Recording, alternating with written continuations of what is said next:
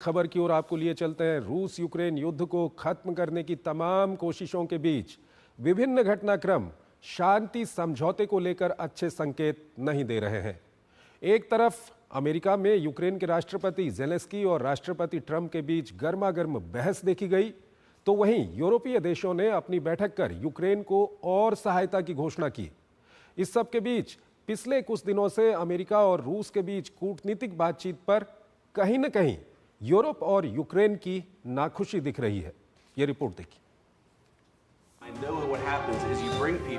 Oval office में Ukraine America के बीच सार्वजनिक बहस ने न सिर्फ दुनिया को चौंकाया बल्कि संघर्ष की दिशा और दशा पर भी सवाल खड़े कर दिए। यूक्रेन को सुरक्षा गारंटी के लिए ना कहकर अमेरिका ने सहयोगी देशों को कई संदेश दे दिए कि उसके बिना न तो जेलेंस्की एक कदम आगे बढ़ सकते हैं, न ही यूरोपीय देश यूक्रेन की रक्षा करने में समर्थ हैं। हालांकि अमेरिकी झिड़की के बाद जेलेंस्की को कुछ राहत ब्रिटेन में आयोजित रक्षा सम्मेलन में मिली, जहां स्टार्मर ने 14,000 करोड़ रुपए के कर्ज की घोषणा कर उन्हें फौरी राहत प्रदान की। ब्रिटेन के कर्ज से यूक्रेन अपने लिए 5,000 एयर डिफेंस मिसाइल खरीदेगा। बैठक में यूक्रेन के लिए अमेरिकी मदद को अहम करार दिया गया। इसी मुद्दे को लेकर बैठक में रणनीति भी बनाई गई, जिसे जल्द ही अमेरिका के सामने रखने की योजना है। ब्रिटेन ने अमेरिका को दशकों से भरोसेमंद साथी बताते हुए आगे भी मदद जारी रखने की उम्मीद जताई। हालांकि फ्रांस, ब्रिटेन और यूक्रेन के मुताबिक ये योजना तभी काम करेगा जब अमेरिका अपनी सुरक्षा गारंटी पर टिका रहेगा। शिखर सम्मेलन के दौरान 4 सूत्री योजना का खाका भी पेश किया गया, जिसके तहत यूक्रेन को सैन्य सहायता जारी रखना और रूस पर आर्थिक दबाव बढ़ाना शामिल है। यूक्रेन को किसी भी शांति वार्ता का हिस्सा होना चाहिए और भविष्य में किसी तरह के हमले को रोकने के लिए यूक्रेन की रक्षात्मक क्षमताओं को बढ़ाए जाने पर भी जोर दिया गया। सम्मेलन के दौरान यूक्रेन में आंशिक युद्ध विराम पर प्रस्ताव लाया गया, लेकिन योजना को हरी झंडी नहीं मिली। ल्यूक पोलार्ड के मुताबिक युद्ध विराम पर फिलहाल कोई फैसला नहीं हुआ, लेकिन ब्रिटेन, फ्रांस और यूरोपीय सहयोगी इस बात पर विचार कर रहे हैं कि यूक्रेन में स्थायी और टिकाऊ शांति कैसे लाई जाए। रिपोर्ट के मुताबिक युद्ध विराम के प्रस्ताव पर सहमति बन सकती है, जिसमें जमीनी लड़ाई शामिल नहीं होगी। बहरहाल रक्षा सम्मेलन के ठीक बाद यूक्रेन के राष्ट्रपति वोलोदिमीर जेलेंस्की ने एक बार फिर अमेरिका के साथ खनिज समझौते पर हस्ताक्षर करने की इच्छा जताई। जेलेंस्की ने कहा कि व्हाइट हाउस में हुई बहस का अमेरिका या यूक्रेन को नहीं, बल्कि रूसी राष्ट्रपति व्लादिमीर पुतिन को फायदा पहुंचा है। उन्होंने कहा कि संघर्ष में कीव अमेरिका की अहमियत को समझता है, इसलिए यूक्रेन शांति के लिए सुरक्षा की गारंटी मांग रहा है। बहरहाल क्रेमलिन ने ब्रिटेन के रक्षा सम्मेलन पर प्रतिक्रिया देते हुए कहा कि यूरोपीय देशों की मंशा सिर्फ संघर्ष को लंबा खींचने की है, जो निश्चित ही शांति योजना से संबंधित नहीं है, क्योंकि शांति के लिए रचनात्मक पहल की जरूरत होती है, जो जेलेंस्की के रुख से साबित नहीं होता। यूरोपीय देशों को चेतावनी देते हुए क्रेमलिन प्रवक्ता ने कहा कि अगर जब्त की हुई रूसी संपत्ति को यूक्रेन को सौंपने का प्रयास किया गया तो इसके गंभीर परिणाम हो सकते हैं। और इस खबर पर बात करने के लिए हमारे साथ जुड़ रहे हैं Anil Kumar Trigunayat, former senior diplomat हैं, विदेशी मामलों के जानकार हैं।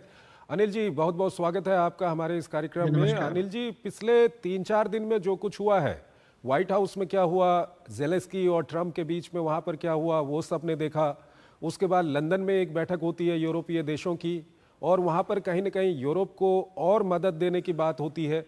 इस सब के बीच क्या कुछ लगता है आपको, जो पिछले कुछ दिनों में हमने देखा था कि एक उम्मीद जग रही थी कि रूस और यूक्रेन का जो युद्ध है वो अब खत्म हो जाएगा, ये जो कुछ हो रहा है इससे कहीं ना कहीं अब ये लग रहा है कि ये युद्ध और बढ़ सकता है। इस तरह के जो बयानात आ रहे हैं, इस तरह की जो मदद दी जा रही है यूक्रेन को, या अमेरिका की ओर से जिस तरह से यूक्रेन के लिए रुख है, क्या कुछ कहेंगे आप?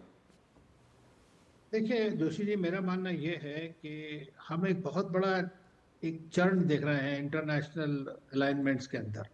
अभी तक ट्रांस अटलांटिक अलायंस जिसको कहते थे अमेरिका और यूरोप के बीच में, उसमें काफी दरार आ रही है ऐसा दिख रहा है। लेकिन अगर आप इसको एक तरह कंटिन्यूएशन में देखें तो जो जेलेंस्की और प्रेसिडेंट ट्रम्प या वाइस प्रेसिडेंट वांस के बीच हुआ, वो एक बड़ा इमेच्योर डिस्प्ले था। ये इस तरह के जो इम्पोर्टेंट मुद्दे होते हैं वो बिहाइंड द कॉरिडोर डिसाइड होते हैं। ये पब्लिक स्पैड नहीं हो सकती है, खास तौर से जब यूक्रेन पूरी तरह अमेरिका के ऊपर डिपेंडेंट है। तो उसका खामियाना मैं समझता हूँ उनको भुगतना पड़ेगा, जहां तक अमेरिका का सवाल है। तो अमेरिका अब इसमें आगे बढ़ने वाला नहीं है किसी भी तरह से, जब तक कि यूक्रेन पूरी तरह से चेंज अप्रोच लेकर के नहीं आता है। इस बीच में हमने देखा है कि देखिए जर्मनी में एक नए इलेक्शन हुए हैं, नया तरह का प्रेसिडेंट है वहाँ पर, और फ्रांस और यूके के जो हैं देश जो यूरोप को लीड करते हैं, और उन्होंने अपना एक अलग से नजरिया बनाया कि हमें यूरोप को स्ट्रांग करना है। हम्म। और यूरोप को स्ट्रांग करने के लिए उनके वक्त इस वक्त में सबसे बड़ा मुद्दा जो है वो ये है कि किस तरह से यूक्रेन को भी, क्योंकि यूक्रेन भी यूरोपियन कंट्री है, वैसे तो रशिया भी एक अपने आप को यूरोपियन कंट्री मानता है और है भी यूरेशियन कंट्री। तो अमेरिका इस वक्त चाहता है कि किसी तरह से युद्ध हो, खत्म हो, और इसके लिए उनका पहले से चला आ रहा है। लेकिन यूरोपियन कंट्रीज जो हैं वो लगातार उसको सपोर्ट करना चाहते हैं, और किस मुद्दों पर हो। लेकिन अभी मुझे लगता है जिस तरह के डिस्कशंस हुए हैं और अभी आगे ब्रसल्स में भी होंगे, कि अमेरिकन सपोर्ट के बिना या इन्वॉल्वमेंट के बिना यूक्रेन की ना रक्षा हो सकती है, ना ही कुछ आगे बात बढ़ सकती है।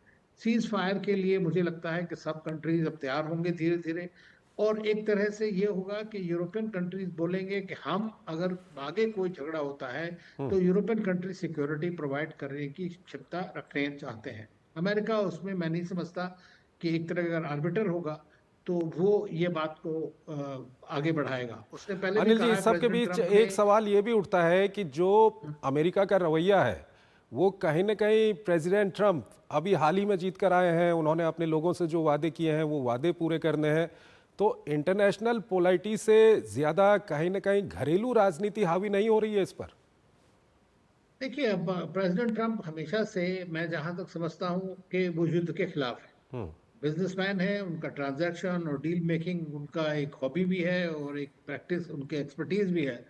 तो ये तो एक अच्छी बात है, अगर कोई युद्धों को रोकना चाहता हो तो वो जरूर इस बात में प्रेसिडेंट ट्रंप की आपको मानना पड़ेगा कि वो युद्ध के खिलाफ है, इसमें कोई शक की बात नहीं। लेकिन वो दूसरी बिल्कुल। तरह से, जैसे ट्रेड, टैरिफ्स, ये सारी चीजें लगा करके आगे बढ़ना चाहते हैं। हम्म। तो डोमेस्टिक तो है ये नेचुरली, क्योंकि उससे पहले से भी वो, और अमेरिका भी तो सफर कर रहा है, सारी दुनिया सफर कर रही है इस वॉर के थ्रू। ये खाली अकेले रूस या यूक्रेन ही नहीं सफर कर रहा है, दूसरे हम्म। सारी दुनिया सफर कर रही है इस चीज से।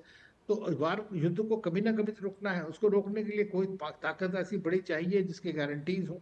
आपको याद होगा रशिया में प्रेसिडेंट पुतिन ने प्रेसिडेंट बाइडेन से कहा था कि हमें आप एक गारंटी दीजिए कि ये नेटो में जेलेंस्की नहीं शामिल होंगे, यूक्रेन नहीं शामिल होगा। हम्म। उन्होंने वो सिक्योरिटी गारंटी नहीं दी, तो युद्ध हम देख रहे हैं आज की डेट में।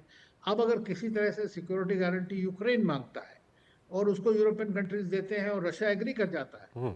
तो मैं नहीं समझता कि उसमें इतनी समस्या आएगी। लेकिन अमेरिका इस वक्त में अगर अपना हाथ खींच लेता है तो बाकी सारे देश जो हैं वो मजबूर हैं इस बात के लिए कि किसी न किसी तरह की सीज फायर होगी। आने वाले दिनों में क्या कुछ होते हुए आप देखते हैं, क्योंकि एक तरफ तैयारी चल रही है प्रेसिडेंट ट्रंप और प्रेसिडेंट पुतिन की मुलाकात करवाने की, उसकी व्यवस्थाएं इस वक्त पे की जा रही हैं, दूसरी तरफ एक ये जो खनिज डील है ये भी काफ़ी महत्वपूर्ण है इसमें, और जेलेंस्की का कहना है कि वो तैयार हैं खनिज डील करने के लिए, हालांकि उनका भी उसमें कुछ पक्ष है और शायद वो पक्ष अभी पूरा नहीं हुआ इस बार और वो उसको पूरा करवाने की कोशिश करेंगे। तो आने वाले दिनों में किस ओर जाता हुआ देखते हैं आप? देखिए, जहां तक खनिज डील की बात है, वो प्रेसिडेंट ट्रंप ने चाहते थे, उसको एक तरह के बताना चाहते थे कि भाई हमने इतना खर्चा किया है तो हमें उसका कुछ फायदा मिलना चाहिए। लेकिन अब जो सुनने में आ रहा है कि उनका ये भी कहना है कि अब हम, जो अगली सरकार आएगी उसी के साथ में हम खनिज डील साइन करेंगे। हम्म। तो मुझे ये भी एक, प्रेसिडेंट ट्रंप ने खुद भी कहा है कि भाई ही इज नॉट इलेक्टेड। तो ये बात भी एक बड़ा, इसका मतलब है कि जेलेंस्की पर्सनल फैक्टर में एक लीडर होने की वजह से उनकी पोजीशन भी थोड़ी खतरे में है इस वक्त में। दूसरी बात, जहां तक मैं समझता हूँ कि अब यूरोपियंस के साथ फिर कंसल्टेशन होगा। आप देखेंगे कुछ आएंगे, वो प्रेजेंट करेंगे जो इनके प्रपोजल से, हालांकि अभी तो खुद ही एग्री नहीं कर पाए हैं। यूरोप खुद एक पेज पे नहीं है पूरी तरह से, ना ही वो इतने में सक्षम है कि पूरी तरह लड़ाई लड़ सके। तो मैं समझता हूँ कि अभी थोड़े दिन और हमें वेट करना पड़ेगा और देखना पड़ेगा किस तरह से आगे बात बढ़ती है। अंतिम सवाल सर, संक्षेप में बताइएगा, व्लादिमीर पुतिन के लिए ये सिचुएशन क्या विन विन की सिचुएशन है, किस तरह की सिचुएशन है जो अभी क्रिएट हुई है? देखिए, व्लादिमीर पुतिन के लिए विन विन की सिर्फ इसलिए है, खास तौर से कि रशिया और अमेरिका के बीच के जो संबंध हैं वो अब सुधर रहे हैं। हम्म। अगर चाहे ये डील हो या ना हो, हम्म। सीज फायर हो या ना हो, अमेरिका और रशिया के संबंध सुधरने शुरू हो गए हैं। उनकी एम्बेसीज दोबारा से पूरी तरह रीओपन हो रही हैं, आगे से ट्रेड और इनवाइट किया है उन्होंने अमेरिकन कंपनीज को, तो अगर वो सब खुल जाता है और जो सैंक्शंस इतनी बड़ी बड़ी लगी हुई हैं रशिया के ऊपर में वो खुल जाती तो रशिया के लिए तो ठीक है। ठीक है सर। सर हमारे साथ बने रहिएगा, एक और खबर है उस पर अभी हम आपसे बातचीत